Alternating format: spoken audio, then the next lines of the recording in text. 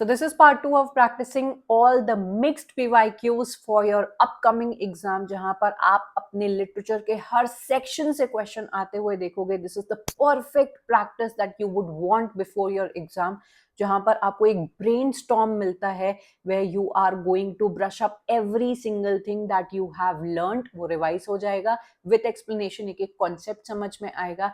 मैंने इसकी proper playlist बना के रखी है. आई एम होपिंग कि आपने अभी तक इन सभी वीडियोस को देख लिया होगा. अगर अभी तक नहीं देखा है तो मेरे चैनल पे चले जाना, and there is a proper playlist by the name question bank, जहां पर बहुत सारे क्वेश्चंस आपको प्रैक्टिस करने को मिल जाएंगे जो आपकी बहुत ज्यादा हेल्प करने वाले हैं एग्जाम से पहले. तो चलिए अब चलते हैं, क्वेश्चंस की प्रैक्टिस करते हैं.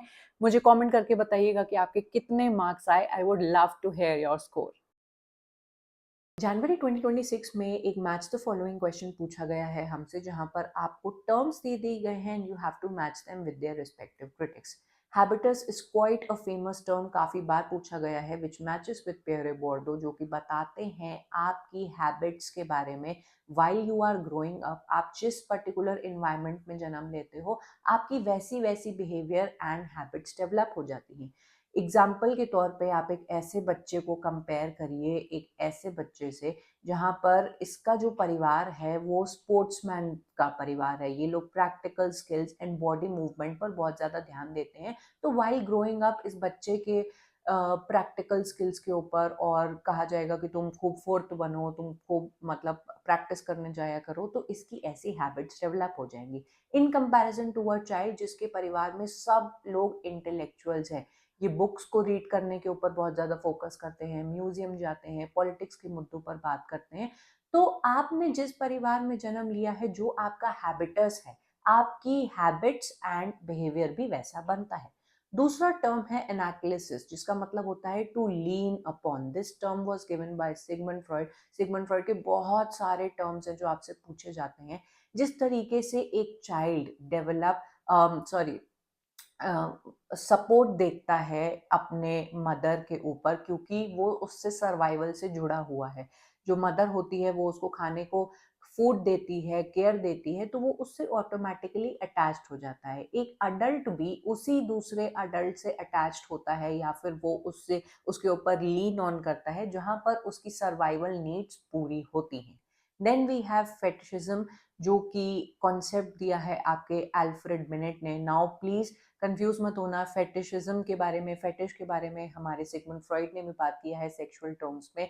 ये टर्म आप सभी को पता होगा. जब कोई भी व्यक्ति किसी भी पर्टिकुलर ऑब्जेक्ट के ऊपर, किसी भी बॉडी पार्ट के ऊपर या किसी फीचर के ऊपर ओवरली ऑब्सेस्ड हो जाता है, this term is use both in your sexual terms के कॉन्सेप्ट में एंड नॉन सेक्सुअल टर्म्स के कॉन्सेप्ट में. आपने देखा होगा कुछ कुछ लोगों को ऑब्सेशन होता है कि ये मेरी फेवरेट पेन है, इसके बिना तो मेरा पेपर खराब हो जाएगा, ये मेरी फेवरेट शर्ट है, इसके बिना तो मेरा इंटरव्यू अच्छा नहीं जाएगा. तो यू आर ओवरली ऑब्सेस्ड कि आपको उस पर्टिकुलर ऑब्जेक्ट की फेटिश हो जाती है. Then we have hyper reality. ये जो टर्म है आपके बहुत ही फेमस सीमियोटिशियन उम्बर्टो इको ने दिया है. कंफ्यूज मत होना, सेम जो टर्म है वो जीन बॉड्रोलाद ने भी दिया है डिज्नीलैंड के कॉन्सेप्ट में.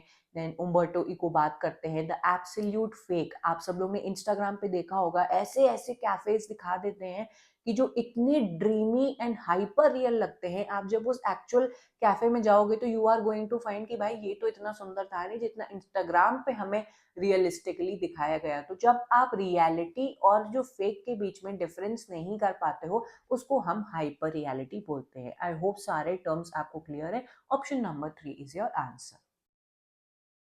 जनवरी 2026 में one of the most common question पूछा गया है फ्रॉम लिंग्विस्टिक्स, जहां पर आपको ब्रांचेस दे दी गई हैं एंड उनका एरिया पहचानना है. ये काफी बार आपके एग्जाम में पूछा गया है, तो मेक श्योर आपने लिंग्विस्टिक्स की सभी ब्रांचेस को कवर किया हो. फोनोलॉजी नंबर ए पे आता है, which is the sound system of languages. आपको फोनेटिक्स के बीच में और फोनोलॉजी के बीच में कंफ्यूज नहीं होना है.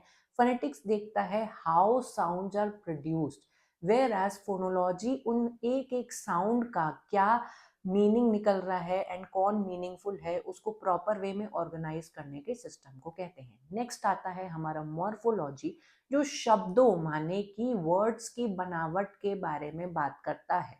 देन वी हैव सिंटैक्स, मतलब कि एक लैंग्वेज में एक सेंटेंस किस तरीके से प्रॉपर रूल्स के थ्रू मीनिंग बना रहा है उसे हम कहते हैं syntax, which is the sentence structure of languages. जैसे हम लोग बचपन में देखा करते थे कि हमें जम्बल्ड वर्ड्स दे दिए जाते थे कि ही, राम, मार्केट, गोइंग इज, तो हम इसको प्रॉपर वे में लगाते थे। कैसे लगाते थे? क्योंकि हमें सिंटैक्स पता है उस लैंग्वेज का कि पहले आपका सब्जेक्ट आएगा, फिर आपका वर्ब आएगा, फिर आपका ऑब्जेक्ट आएगा, उस तरीके से उसे हम सिंटैक्स बोलते हैं। फिर आता है semantics, which is the meaning in a particular language. आप कैसे सेंस बनाते हो वर्ड्स का, फ्रेजेस का, सेंटेंसेस का, ऑल टुगेदर बन के बन जाता है आपका सिमेंटिक्स। सिमेंटिक्स के साथ आपका प्रैग्मेटिक्स भी पूछ लिया जाता है कभी कभी, जो मीनिंग कॉन्टेक्स्ट के ऊपर बेस्ड होता है। तो इन सभी को आप लोग क्लियर रखिएगा। Your correct answer is option number 2। जनवरी 2026 में एक असर्शन रीजन बेस्ड क्वेश्चन आपसे पूछा गया है, which is very easy. Assertion कहता है all modern languages have some words with pronunciations that seem to echo naturally occurring sound. इसे हम कहते हैं ओनोमैटोपिक वर्ड्स। जैसे कि यहाँ पर मैं लिख दूं हिज, अब ये हिज सुनने में भी हिज साउंड कर रहा है एंड लिखा भी हिज हुआ है। देन दूसरा वर्ड हो गया आपका बज, बज मैं बोल भी रही हूँ एंड लिखा भी हुआ है बज। ऐसे ही बहुत सारे वर्ड्स होते हैं, कुकू हो गया, हिंदी में हो गया धड़ धड़, चमचम। ऐसे जो वर्ड्स होते हैं वो लिखे भी स्पेलिंग में वही जाते हैं एंड प्रोनाउंस भी आप उनको वैसे करते हो, तो ये सही है। Reason, when different objects flew by making caw-caw, cuckoo sound, the early humans tried to imitate the sounds and then use them to refer to objects even when they weren't present. ये भी बिल्कुल true statement है।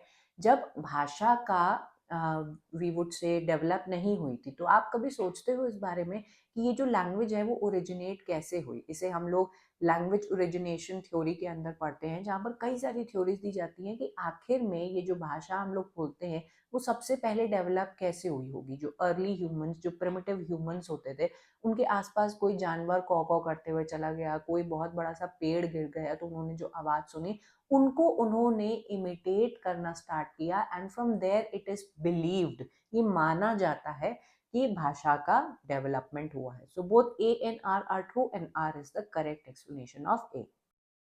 जनवरी 2026 से एक ऐसे writer से question पूछा गया है जिनको आप गलती से भी छोड़कर नहीं जाएंगे। Leaving this particular writer will be a big mistake on your part.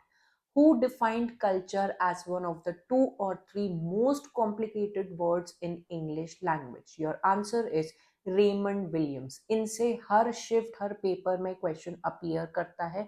ये कल्चरल स्टडीज के फाउंडिंग मेंबर माने जाते हैं, along with your Richard Hoggart, Stuart Hall हो गए एंड देन आपके ईपी थॉमसन हो गए। इनके जो फिलॉसफी है उससे पहले कल्चर को लोग बहुत ही एलिटिस्ट पॉइंट ऑफ व्यू से देखा करते थे। Great art, high culture, then आपके ये बोला जाता था कि culture is only a pursuit of the elite intellectuals. तो इनके आने के बाद ये बताते हैं कि भैया culture is ordinary, culture can be found in everyday life. ये इनकी एक्चुअल लाइंस हैं जो आपके एग्जाम में कोट करके पूछी गई हैं। तो अपने एक one of the most important works के अंदर जिसका नाम है कीवर्ड्स, उसके अंदर इन्होंने ऑलमोस्ट 100 वर्ड्स की एटिमोलॉजी एंड उसकी हिस्ट्री एंड वो किस तरीके से ओवर द टाइम इवॉल्व हुआ है एंड उसकी मीनिंग चेंज हुई है, उसके अंदर ये वाला आपका स्टेटमेंट आता है कि कल्चर इनके अकॉर्डिंग एक ऐसा शब्द है जो ओवर द ईयर्स बदलता ही जा रहा है। हर सदी में उसका अपना एक मीनिंग निकल के आता है and hence it is one of the most complicated words in English. Make sure कि आपने रेमंड विलियम्स के सभी इंपॉर्टेंट वर्क्स इन सभी इंपॉर्टेंट टर्म्स को पढ़ा हुआ हो। January 2026 में you have been asked a question which says which of the following feminist has questioned the followings। अब किसी ना किसी के critical essay से lines उठाकर पूछ ली हैं कि कौन से writer के work में आपको ये देखने को मिलता है, which is indeed a difficult question because when you see all the writers ये feminism को belong करती हैं, तो it becomes a bit difficult when you are sitting in your exam center कि इसको किसने coin किया होगा। Why did men drink wine and women water? Why was one sex so prosperous and the other so poor? What effect has poverty on fiction, and what conditions are necessary for the creation of works of art? Your correct answer is Virginia Woolf. When you find these lines to be appearing in A Room of One's Own, जो कि इनका major critical essay था, written in 1929. इस particular essay के अंदर you all are aware कि exactly वो क्या कर रही होती है. She compares the material conditions of men's college versus women's college, जहां पर देखती हैं कि मेंस कॉलेज में बड़ा ही लग्जूरियस लंच सर्व किया जा रहा है अलोंग विथ वाइन, वहीं पर वुमेन्स कॉलेज में you were served very common kind of lunch जिसमें वाटर दिया जा रहा है. So here she is able to see the unequal distribution of wealth and material conditions as well as opportunities which were evident at that point of time कि किसको कितनी opportunity मिली हुई है to be able to write great fiction. And इसी से ही ये compare करके बताती हैं कि a woman needs a room of her own space and financial freedom to be able to produce great fiction just as men. जून 2025 में एक बड़ा ही अजीब सा एंड इंटरेस्टिंग क्वेश्चन पूछा गया है हमसे. Who among the following Mughal rulers carried out an experiment for new born babies to be raised in silence only to find out that children produced no speech at all. अब मैं आपको उसको थोड़ा सा कॉन्टेक्स्ट दे लूँ कि सबसे पहले तो your correct answer is Mughal ruler Akbar. अब सबसे पहले ये समझना कि लैंग्वेज जो है उसके ऊपर बहुत सारे स्कॉलर्स ने, मोनार्क्स ने, किंग्स ने एक एक्सपेरिमेंट किया है जानने के लिए कि जो ह्यूमंस होते हैं वो जो स्पीच, जो भाषा प्रोड्यूस करते हैं वो कैसे प्रोड्यूस करते हैं. एंड अगर उनको बिल्कुल साइलेंस में रख दिया जाए तो उनका ये मानना था कि कोई एक डिवाइन लैंग्वेज वो बोलने लगेंगे जो एक्चुअली में वो बायस थे कि जो उनकी ही लैंग्वेज होती है. तो इजिप्ट के फैरो ने भी ये एक्सपेरिमेंट कराया था, इंग्लैंड के मोनार्क्स ने भी ये एक्सपेरिमेंट कराया था, end of course Mughal rulers ने भी कराया है ये एक्सपेरिमेंट. इन्होंने बच्चों को एक कमरे में बंद कर दिया एंड उनको आइसोलेशन में रखा. एंड इनका ये हाइपोथेसिस थी, मानना था कि हम लोग जब उनको छोड़ देंगे और किसी भी एक्सपोजर, लैंग्वेज एक्सपोजर से उनको एक्सपोज नहीं करेंगे तो वो अपने आप ही कोई डिवाइन लैंग्वेज सीख जाएंगे जो वो भगवान की भाषा होती है.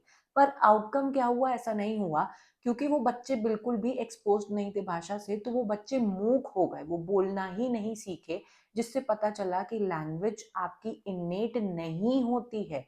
लैंग्वेज को इमिटेशन की नीड होती है. जिसके भी पास बच्चे को बैठा दोगे बचपन से ही वो उसकी लैंग्वेज पकड़ लेगा. And this was the outcome.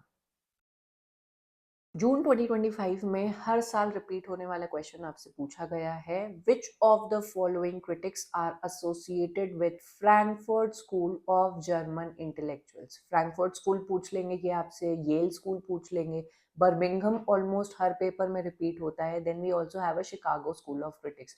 तो इन सभी की लिस्ट आपके पास प्रॉपर मेंटेन होनी चाहिए.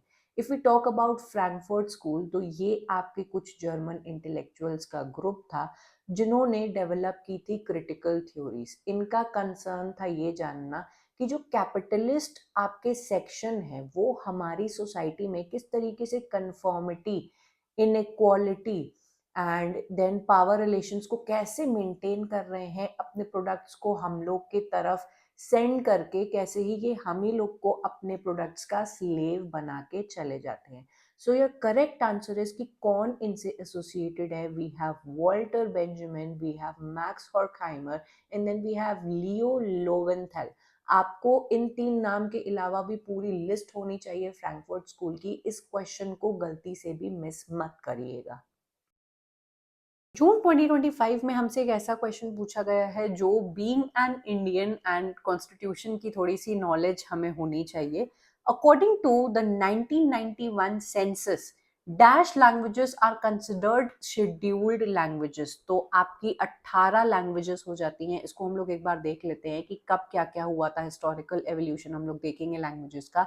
1950 तक जो आपका जब कॉन्स्टिट्यूशन केम इनटू इफेक्ट तो हम लोग के 8th शेड्यूल के अकॉर्डिंग ओरिजिनली 14 लैंग्वेजेस मानी जाती थी. 1967 में जब 21st अमेंडमेंट हमारा आता है, सिंधी उसमें ऐड कर दी जाती है एज अ लैंग्वेज, तो नंबर हमारा 15 हो जाता है. 1992 में Konkani, Manipuri, Nepali were added making the number as 18, ये आपसे पूछा गया है। एंड बाय 2003 जब 92nd कॉन्स्टिट्यूशनल अमेंडमेंट आता है, बोडो, डोगरी, मैथिली, संथली ऐड की जाती हैं जो आपके 22 नंबर बना देती हैं। तो यहाँ पे 1991 पूछा गया है according to that census, by 1992 आपकी 18 लैंग्वेजेस हो जाती हैं।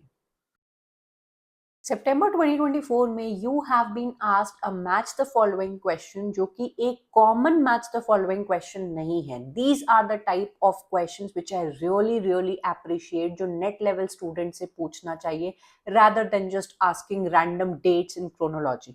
यहाँ पर आपको वर्क्स दे दिए गए हैं and you have not been asked कि वो कौन से राइटर को बिलोंग करते हैं या फिर इसकी प्रॉपर डेट लगाओ।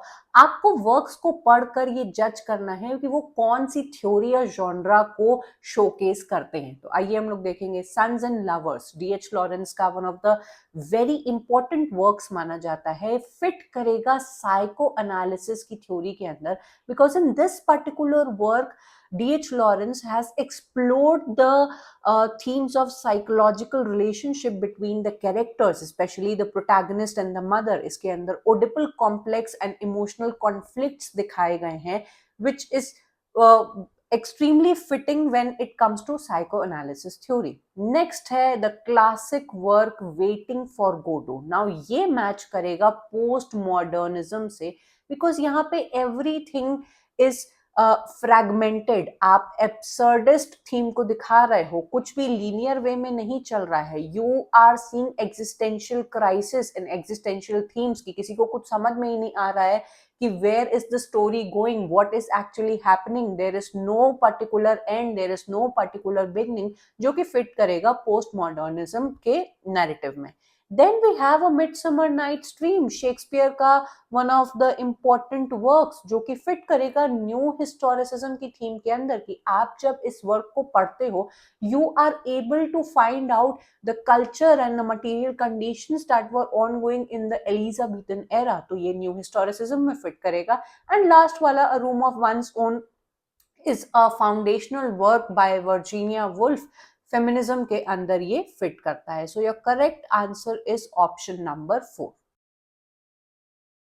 September 2024 में you have been asked one of the easiest questions from literature: who has written the myth of Sisyphus? Now this is quite an easy question. Albert Camus is quite a famous French Algerian writer and a philosopher, writer and a journalist, जिनका central theme इस essay का है about absurdism।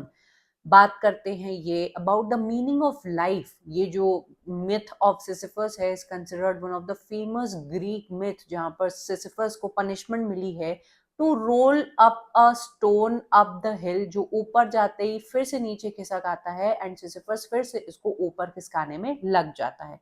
This is somewhat related to the life of a humans. हम हमारी इच्छाएं कितनी बड़ी बड़ी होती हैं, हम मीनिंग ढूंढने की कोशिश करते हैं अपनी लाइफ में, only ending up doing repeated jobs each and every day and then starting over the next day।